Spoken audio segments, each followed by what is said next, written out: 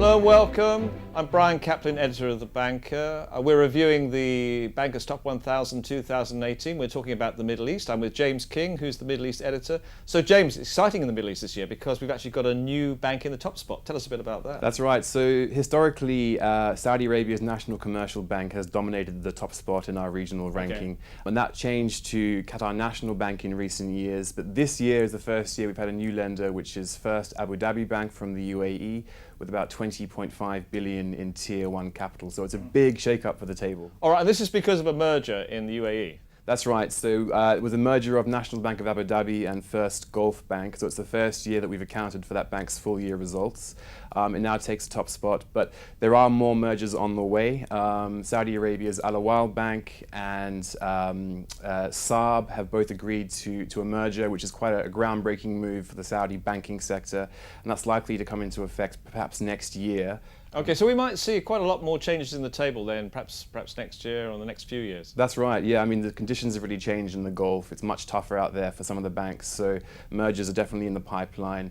And the same is happening in Qatar with a proposed three-way merger between Bawa Bank, International Bank of Qatar, and Masraf Al Rayan. Okay, so obviously what banks are trying to do is increase profitability and gain economies of scale here. But if we look at the different markets around the region, I mean, which are the more profitable markets in the Middle East?